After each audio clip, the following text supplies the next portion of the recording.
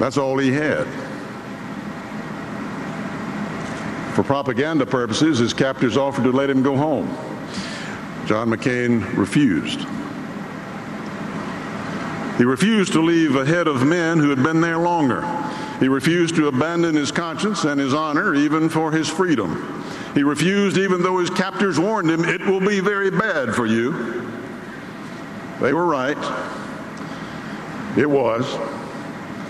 The guards cracked ribs, broke teeth off at their gums. They cinched a rope around his arms and painfully drew back his shoulders. Over 4 days, every 2 or 3 hours, the beatings resumed.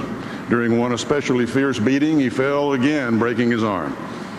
John was beaten for communicating with other prisoners. He was beaten for not communicating with so-called peace delegations. He was beaten for not giving information during interrogations.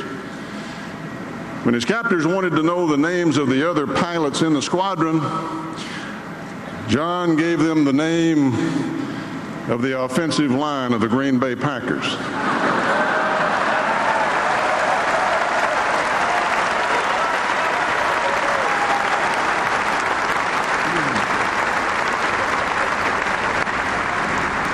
Whenever John was returned to his cell, walking if he could, dragged if he couldn't, as he passed his other fellow POWs, he would often call out to them. He'd smile, give them a thumbs up. For 5.5 years, this went on. John McCain's bones may have been broken, but his spirit never was.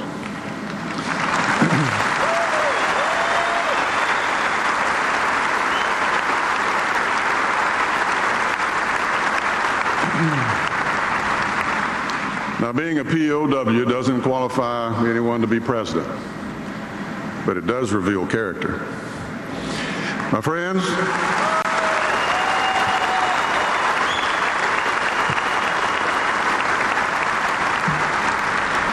this is the kind of character that civilizations from the beginning of our history have sought in their leaders.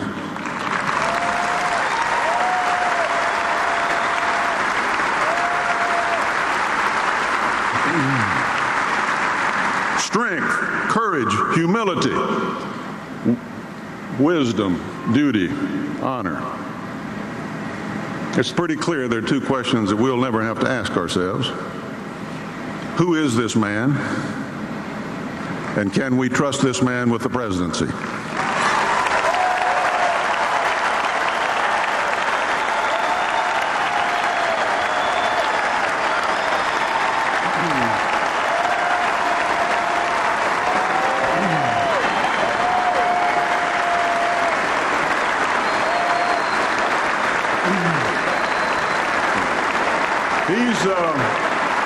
He's been to Iraq.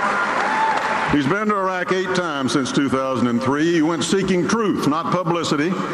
When he travels abroad, he prefers quietly speaking to the troops amidst the heat and hardships of their daily lives. And the same character that marked John McCain's military career has also marked his political career.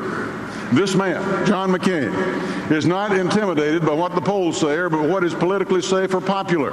At a point in time when the war in Iraq was going badly and the public lost confidence, John stood up and called for more troops, and now we're winning.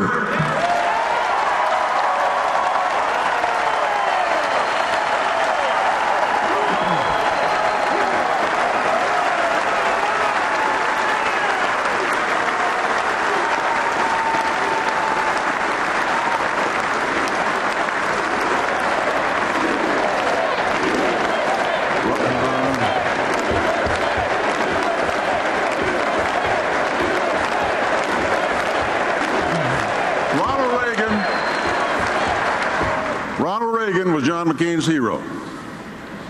And President Reagan admired John tremendously.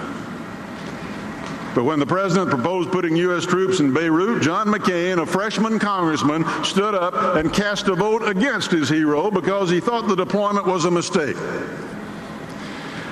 My friends, that is character you can believe in.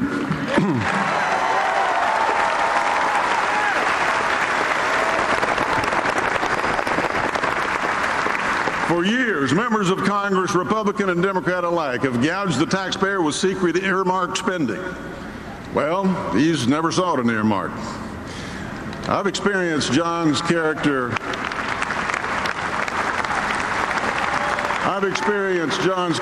firsthand.